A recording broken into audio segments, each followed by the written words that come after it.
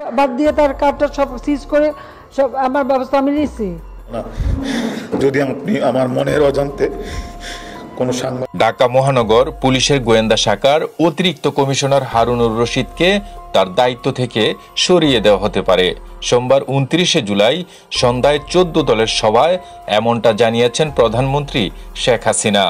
সভায় উপস্থিত ছিলেন এমন একাধিক নেতা গণমাধ্যমকে বিষয়টি নিশ্চিত করেছেন।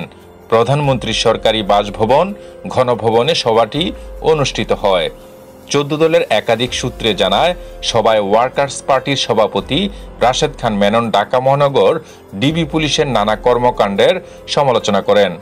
যাকে তাকে ডিবি কার্যালয়ে নিয়ে যাওয়া এবং পরবর্তীতে তা সামাজিক যোগাযোগ মাধ্যমে ছড়িয়ে দেওয়ার সমালোচনা করেন মেনন। তিনি বলেন, রাজনৈতিক বিষয়গুলো রাজনৈতিকভাবেই সমাধান করতে হবে, ডিবি কেন এসবের মধ্যে জড়াবে।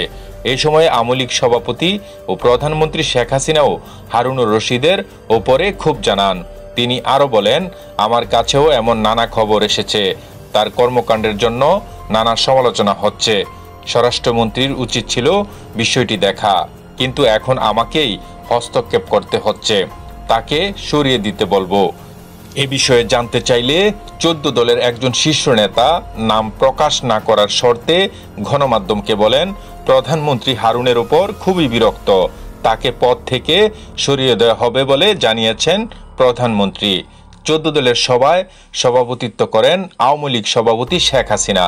সভায় উপস্থিত ছিলেন ওয়ার্কার্স পার্টির সভাপতি রাশেদ খান মেনন, জাসদ সভাপতি হাসানুল হক ইনু ও সাধারণ সম্পাদক শিরিন আক্তার।